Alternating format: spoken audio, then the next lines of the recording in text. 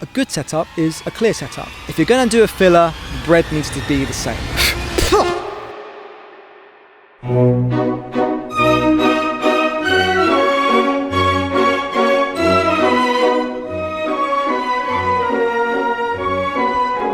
Hello and welcome to Storyjack. This is the channel all for you if you want to know how to become a better writer. Today I'm doing Writer's Digest. That's where I regale to you all the nuggets of narrative wisdom that I have gleaned from my month's worth of media consumption. And today's episode we are looking at structure, specifically 6 Feet Under, an early 2000 HBO television show that is apparently one of the best shows ever made. I have Through the Olive Tree, which was a Palme d'Or nominated Iranian romance pseudo-mockumentary comedy thing. I have Deep Rock Galactic, a video game about interstellar dwarfs, mining and aliens, and I have American Fiction, which is a recent comedy drama adapted from a novel. So why don't we start with 6 Feet Under. 6 Feet Under is a family drama about the Fishers, who are an undertaking family business who have to come together when the patriarch dies suddenly, unexpectedly. It ran from 2001 to 2005, but don't worry, I'm only going to be talking about season 1, so though there might be some spoilers, I'm not going to be giving away too much. The first thing I learned about this is how habit is effective shorthand.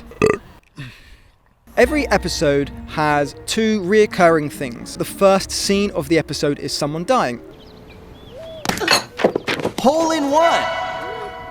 Every time an episode starts, you have fun in seeing like a mini story. You get a kind of character profile about who's going to die. Soon after, you'll see the people involved in that initial tragedy play out when they come to the Fishers' funeral parlor to negotiate and discuss the funeral arrangements. This gives a great little opportunity to have tiny little deviations from habit. For example, Nate, who initially comes into the series as a guy who doesn't want to be part of the family business, by the end of it, he's taking more of a lead in those negotiations when he becomes a bit more accustomed to dealing with the tragedy. Nate, I notice Mr. Swanson is in the Titan casket. Yeah, but she's giving it back. I made the deal for cremation. They can't give it back. By law, it has to be burned with him. You just cost us $9,000, you fucking moron. What?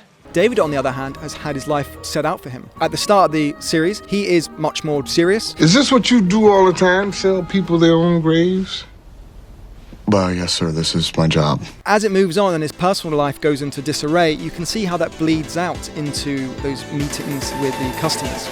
Well, we can offer you a wide variety of services, ranging from simple to more formal to anything you might need. By having these repeating habits, it means then just the slightest inflection can convey a lot. It does a lot of narrative heavy lifting for you. The second thing I learned from this is how political confrontations work better in private. 6 Feet Under has David as a homosexual character, and this was at the turn of the millennium where this type of political stuff was definitely more in the forefront of the zeitgeist. Oh my God, I think David is gay. I think David is lucky. Did you get a look at that guy? But despite that, it doesn't kind of do the ham-fisted preaching from the pulpit thing you might expect from a contemporary television landscape. Things do come ahead when there's a confrontation between David and Federico. Federico is basically the Fisher family's ace in the hole. He is like an artist when it comes to doing, not the autopsies, what's the word, like the embalming, the preserving, that type of thing.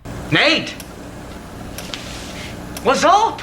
Throughout the first season, David has this to and fro with his sexuality. He's a deeply committed Christian. He is aware that there are some difficulties with being gay in that era. And at the same time, he's aware he doesn't experience nearly as many difficulties as he might if he was a bit more open with his sexuality. In one episode, there is a young gay man who was brutally murdered. And that becomes the story of the week for that episode. That is the corpse, the body that the Fisher family take on. As the funeral nears, there are protests mounting with, these kind of right-wing, nutty Christian groups. And we see Federico make a disparaging remark about homosexuals. There's like 200 homos outside.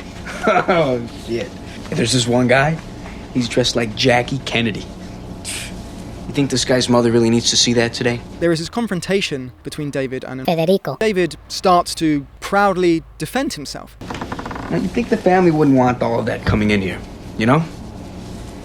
All of what?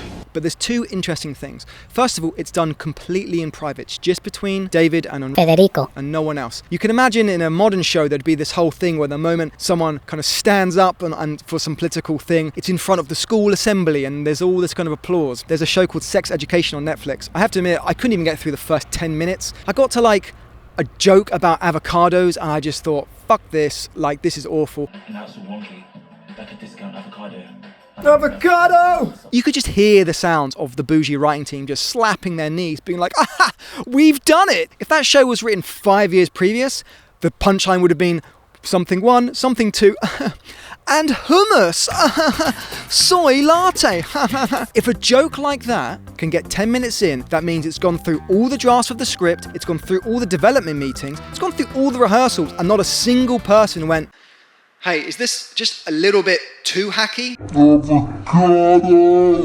In a show like that, you can expect that anytime someone comes out or this, that, the other, there will eventually be some round of applause from the public.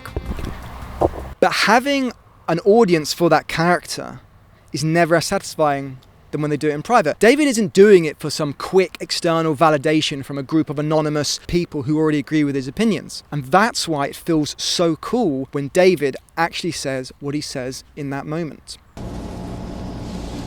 You know, Rico, I'm a homo. I may not dress like Jackie Kennedy, but I have sex with men.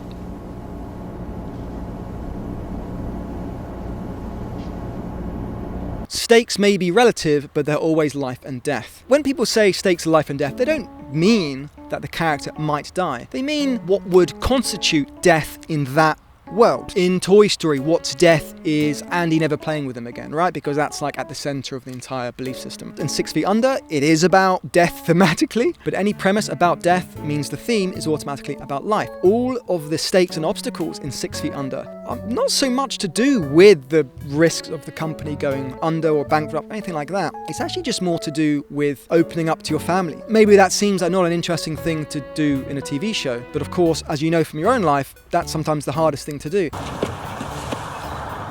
I love you, David. I always will. There's a point where the mother, Ruth, is basically the last to figure out that David is gay. Your brother's gay, isn't he? I think that's a question for him. The reason David hesitates to come out to his mother is not because she's the type of Christian that will be like, get out of this house. It actually has this much more believable and delicate element to it, which is she recognizes that he was holding a secret from her, that she raised him in such a way that he didn't feel he could speak to her on these things. Why didn't you ever tell me?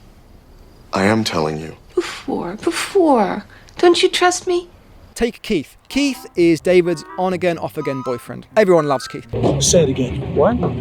Say it again. You act. Next time you call someone a fucking fag, you make sure that fag isn't an OAP officer. Keith is such a cool guy that even the straightest straight guy would want Keith dating his son.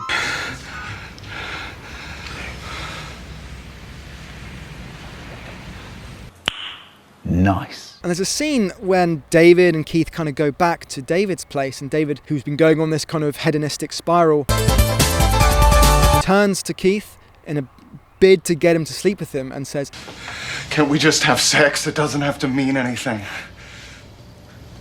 It's getting late. Let's just go. You can just feel the heartbreak in that moment. And that's the kind of juicy drama we love in 6 Feet Under. All right, next, I've got Deep Rock Galactic. Okay, here's what I learned. If you're going to do a filler, the bread needs to be the same. What do you mean, Sam? What does that mean? What does it mean to say that if you have filler, the bread needs to stay the same? Filler episodes in TV usually are self-contained story of the weeks that are designed to not impede or affect the general flow of the show, but need to kind of feel as if they're part of the world. One of the most famous examples is The Fly in Breaking Bad. There's an episode of Lost where the main characters inadvertently kill off some background characters. Or you could even think Stranger Things when Eleven has that kind of pilot episode of her doing some spin-off show. In Deep Rock Galactic, the start and the end is always the same. That's your bread. You go into the moon, and at the end, you have to run back to the ship to escape. The bread is the same. The filler is what's different. For example, you might need to be digging for a particular mineral while fending off against aliens. You might need to be pumping oil while fending off against aliens. You might need to be salvaging old computer equipment while fending off against aliens.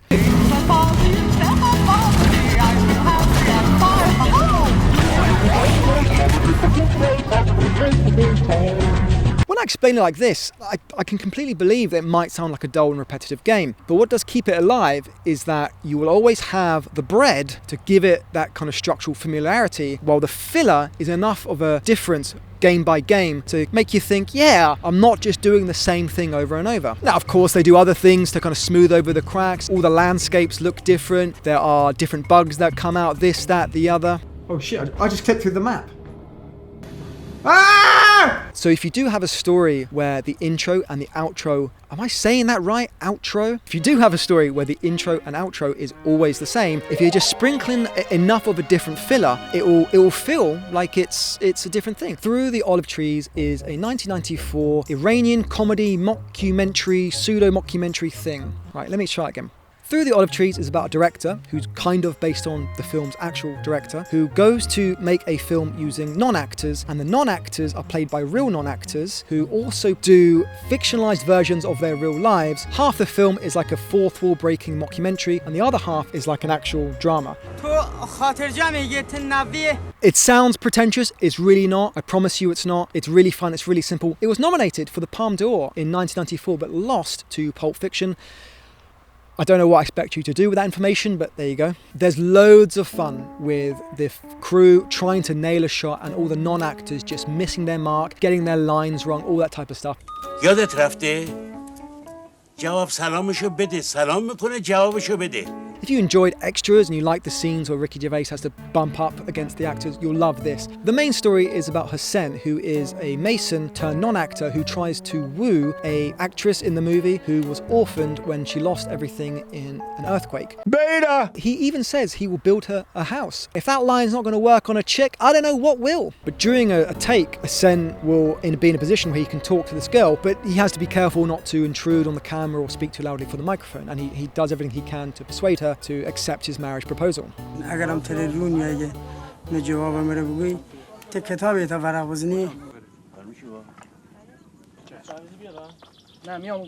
آقا ببخشید تو این فرصت بیاین این نوار رو یه بار گوش کنین.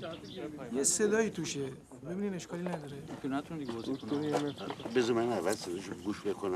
Beta! The smaller the display, the more impactful the emotion. Hassan is telling her that when they are married, they will drink tea on the porch that he's built for them, and sometimes she will make the tea and sometimes he will make the tea. And there's just this one moment when he just gets this flower, and it's such a small and tiny thing. This is his boldest move to seduce her throughout essentially the entire film.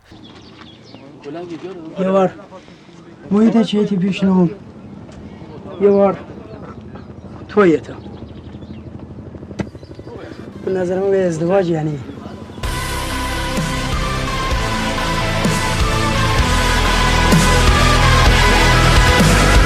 Ah, it's beautiful, it's beautiful. It melts your heart. Even a leathery cynic like myself felt blood finally pump into these veins. It trumps what you'd expect in a romance movie with the fucking boombox out the window and the skywriting and this, that, the other. Next we have the 2023 comedy drama American Fiction, which is about... fucking hell. Which stars Jeffrey Wright as an author who discovers his life and career might be better if he passes off a parody of black literature as the real thing. Editors, they want a black book. They have a black book. I'm black, and it's my book. You know what I mean. I loved this movie. It's super funny, super emotional. There's a lot going on. It's a feast for eyes, and hats off to everyone involved. Everything about the creation of the movie, from its cinematography, its framing, to its actor blocking, is so simple that you have to really marvel at how they make it look so effortless. It's 8 a.m. I'm not flying the fucking plane, man. But it never feels like anything's overburdened or there's too much. At the same time, it never feels like anything's undercooked or that anything's shortchanged. Comedically, the political commentary is, I would say, more like Atlanta than Dear White People, or more like King of the Hill than like Mr. Bircham, or more like Community instead of... What's a right-wing version of Community?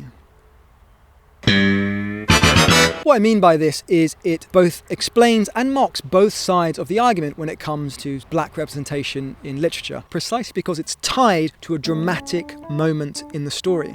There's a point where Jeffrey Wright's character is asked to be a juror on this prestigious award. Let me say first, Carl, that I'm honored you choose me out of all the black writers you could go to out of fear of being called racist.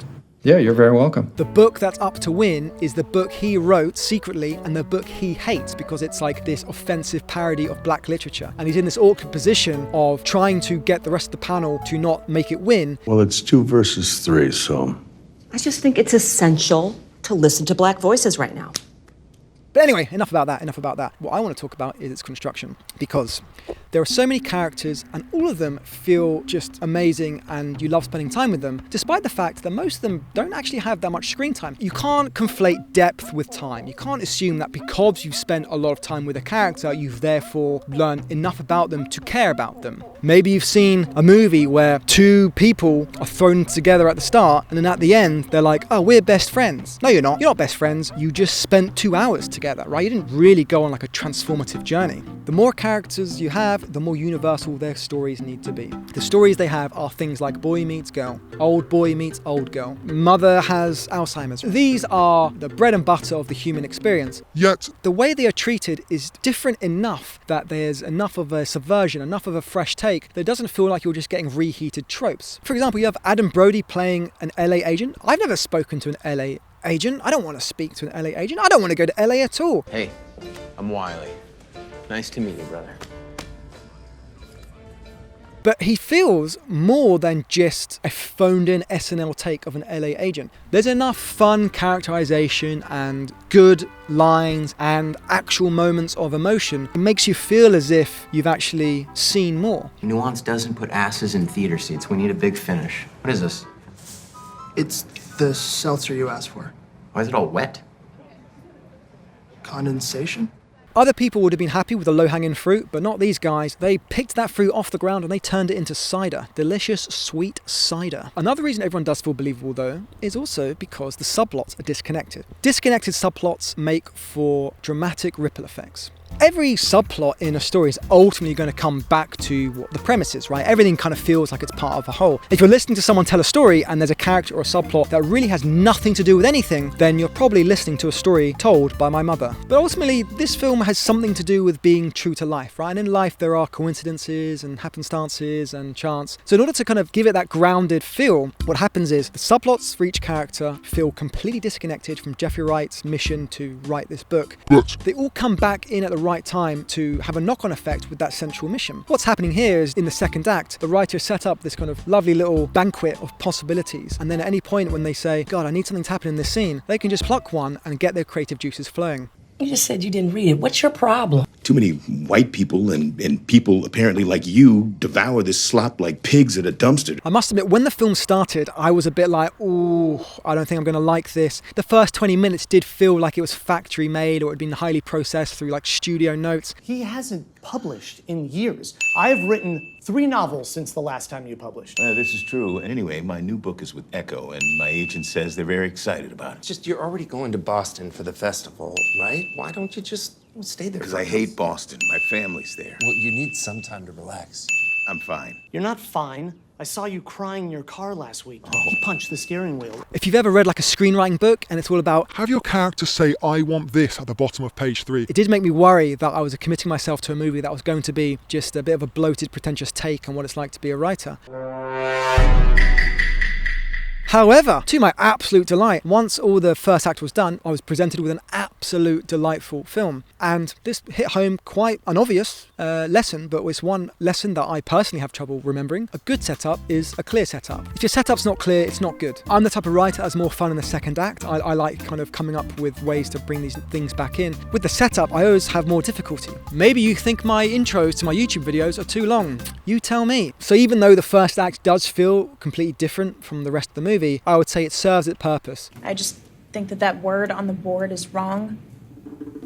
I think we can understand it within the context in which it's written. Well, I just find that word really offensive. With all due respect, Brittany, I got over it. I'm pretty sure you can too. Well, I don't see why. Don't forget to like and subscribe and all that shit. It really does help the channel. Thanks for watching, and I'll see you next time.